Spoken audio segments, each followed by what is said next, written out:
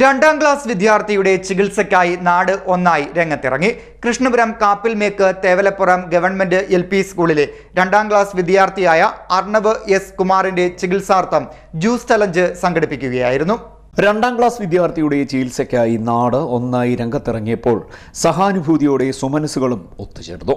Krishnapuram Kappilmekku Thevalappuram government LP സ്കൂളിലെ രണ്ടാം class വിദ്യാർത്ഥിയായ കൃഷ്ണപുരം കാപ്പിൽമേക്ക് മോന്റെ വീട് സനോജ് കുമാറിന്റെയും അജിമോളുടെയും ഏകമകനായ അർണവസ് കുമാറിന്റെ ചികിത്സാർത്ഥം സംഘടിപ്പിച്ച ജ്യൂസ് ചലഞ്ച് വേറിട്ട പ്രവർത്തനമായി മാറുകയായിരുന്നു. കായംകുളം തേവലപ്പുറം ഗവൺമെന്റ് LP സ്കൂളിലെ അധ്യാപകരുടെയും SMC അംഗങ്ങളുടെയും വാർഡ് കൗൺസിലറുടെയും സന്നദ്ധ പ്രവർത്തകരുടെയും നേതൃത്വത്തിലാണ് കുറ്റിത്തെരുവ് ജംഗ്ഷനിൽ ജ്യൂസ് ചലഞ്ച് സംഘടിപ്പിച്ചത്. തേവലപ്പുറം ഗവൺമെന്റ് LPSലെ രണ്ടാം ക്ലാസ്സിൽ പഠിക്കുന്ന അർണവ് എന്ന കൊച്ചുകുഞ്ഞിൻ്റെ ജീവൻ രക്ഷിക്കുന്നതിന് വേണ്ടിയാണ് ഇന്ന് ഇങ്ങനെ ഒരു ജ്യൂസ് ചലഞ്ചുമായി സ്കൂളിലെ അധ്യാപകരും SMCയുടെ നേതൃത്വത്തിൽ ഞങ്ങൾ ഈ രണ്ടാംകുറ്റി ജംഗ്ഷനിൽ നിന്ന് എത്തിച്ചേർന്നിരിക്കുന്നത്. ആ കുഞ്ഞിൻ്റെ അച്ഛന് ഇലക്ട്രീഷ്യനായിട്ട് ജോലി ചെയ്യുന്ന ആളാണ്. വളരെ സാമ്പത്തികമായിട്ട് ബുദ്ധിമുട്ടുന്ന ഫാമിലിയാണ്. ഇപ്പോൾ തിരുവല്ല ബിലീവേഴ്സിലെ ചികിത്സയിൽ കഴിയുകയാണ്. അതിന് മജ്ജ മാറ്റുന്നത് ഉൾപ്പെടെയുള്ള ശസ്ത്രക്രിയകൾ വേണ്ടിവരും. 60 ലക്ഷത്തോളം രൂപയാണ് ഇതിനു വേണ്ടി സമാഹരിക്കേണ്ടത്. അതിനൊരു പ്രയത്നത്തിലാണ് ഞങ്ങളിന്ന് തുടക്കം കുറിച്ചിരിക്കുന്നത്. എല്ലാ നല്ലവരായ നാട്ടുകാരുടെയും സഹായം ഇതിൽ ഉണ്ടാവണമെന്ന് വിനീതമായി അഭ്യർത്ഥിക്കുകയാണ്.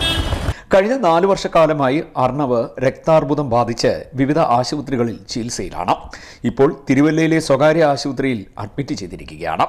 ജീവൻ നിലനിർത്താൻ അടിയന്തര ശസ്ത്രക്രിയ നടത്തേണ്ടതായിട്ടുണ്ടെന്ന് ഡോക്ടർമാർ നിർദ്ദേശിച്ചിട്ടുണ്ട്. ഇതിന് 60 ലക്ഷത്തോളം രൂപ ചിലവ് വരും. കൂലിപ്പണിക്കാരനായ പിതാവിൻ്റെ തുച്ഛമായ വരുമാനം കൊണ്ടാണ് കുടുംബം കഴിയുന്നത്. ഈ സാഹചര്യത്തിൽ ശസ്ത്രക്രിയ നടത്തുവാൻ കഴിയാത്ത സ്ഥിതിയാണുള്ളത്. ഇതോടെയാണ് സഹായഹസ്തവുമായി കൂട്ടായ്മ രംഗത്തിറങ്ങിയത്. അർണവ് പഠിക്കുന്ന സ്കൂളിന്റെ നേതൃത്വത്തിൽ ജ്യൂസ് ചലഞ്ച് സംഘടിപ്പിക്കുവാൻ തീരുമാനിച്ചപ്പോൾ തന്നെ എല്ലാവരും അതിനോട് ഐക്യദാർഢ്യം പ്രഖ്യാപിച്ചു. കുട്ടിയുടെ ജീവൻ രക്ഷിക്കുന്നതിനുള്ള പ്രവർത്തനങ്ങളിൽ എല്ലാവരുടെയും സഹകരണമുണ്ടാകണമെന്ന് കൂട്ടായ്മ ഭാരവാഹികൾ പറഞ്ഞു.